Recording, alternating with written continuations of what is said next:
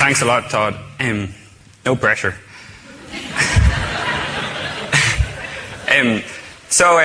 Hopefully by the end of this talk, you'll think I'm worth representing the next generation. But even if you don't, I hope you enjoy it. So I'm going to get started by talking about a project. So with these people listed here above, which I'll mention later, we've developed a small robotic device that assists doctors perform minimally invasive surgery. And more specifically, what we focused on is the problem of performing a lung biopsy. So I want to quickly bring you up to speed so you know what I'm talking about here and you can visualize this. So I've brought along the prototype of the device we built just to give you an idea of scale. So this is our small little robot that gets mounted onto a person's chest as an operation is being performed. And this device is controlled from a control room by a doctor.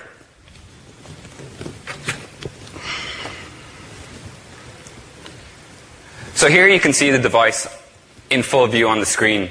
So it consists of 4 motors that actuate the device and move a needle around to the correct orientation for insertion into a person. The device grips the needle, and here you can see the needle is free to move around in the center circular part of the device. So this device gets mounted on the patient. So the next short video will just sort of give you an idea of how this fits in with the operating room. So the device is mounted on the patient that you can see here. And the needle is free at the moment. And the doctor is in the control room and is about to perform the procedure. So he clamps the needle from the control room. And I haven't really mentioned this yet, but I'm going to elaborate on it later. The doctor is viewing images or X-ray images of a person's lungs from the control room as he's performing this operation. Minus 15 degrees feet. So the device orientates the needle to the correct orientation. Then the doctor is still looking at these X-ray images from a radiation-shielded control room, and he commands the needle to be inserted into the person. Then a biopsy sample is taken, or the procedure is performed, and the needle is again retracted by the doctor.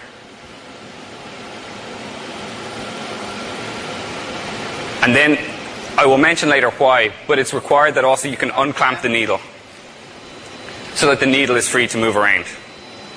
So that's kind of, you know what I'm talking about now. And for the rest of the talk, I'm going to try and explain how we did that and give an overview of the procedure. So, how did this device come about? Todd mentioned that it came out of a class project. So 3 students, Nevin Hanumara, who should be here today somewhere, Stephen Barrett, another student, and myself took part in Professor Alex Slocum's Precision Machine Design class at Mass General Hospital. So for this year, or for last year, when we took this class, there was a new theme to the class. The class focus was on medical devices. And doctors from Mass General Hospital, 5 doctors came along and presented their problems that they had in performing operations to students in the class.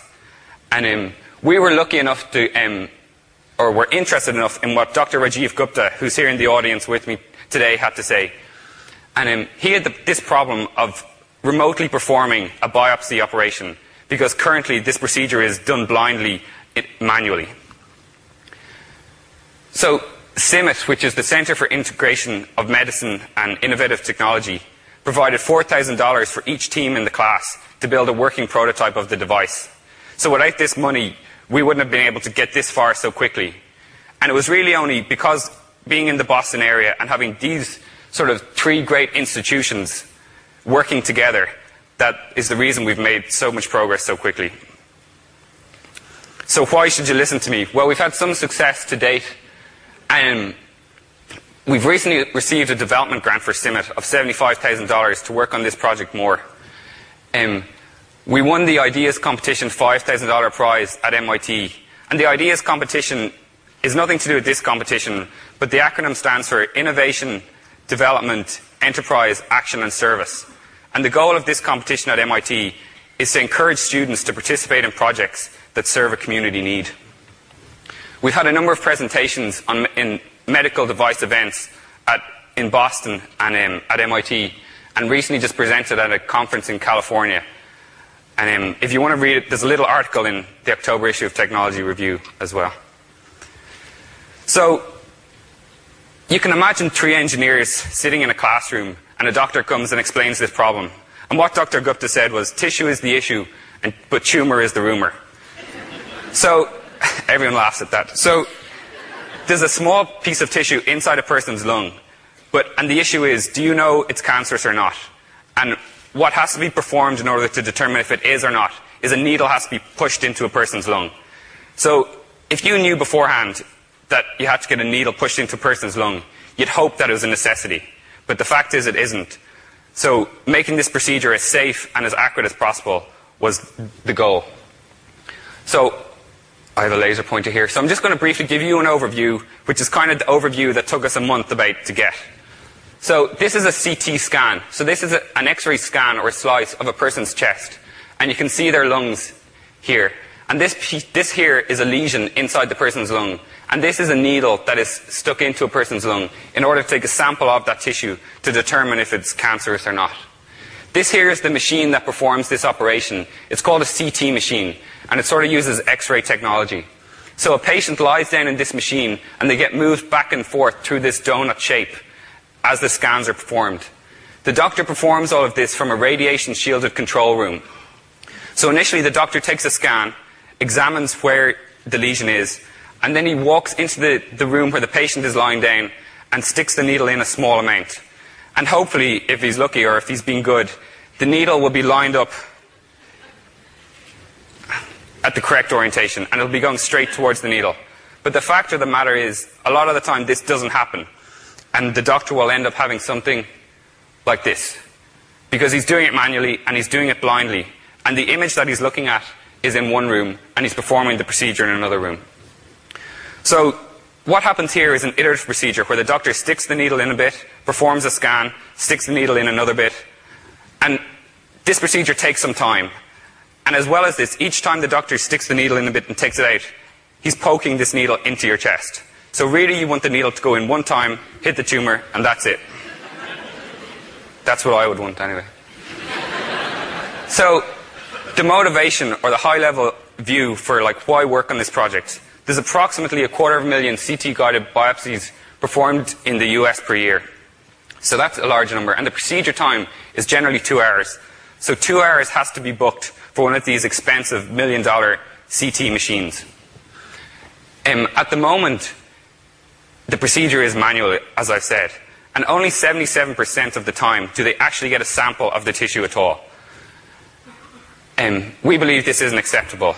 Really, using robotic technology, you should be able to get a sample a much higher percentage of the time. Pneumothorax is a complicated word, but what it means is collapsing of the lung.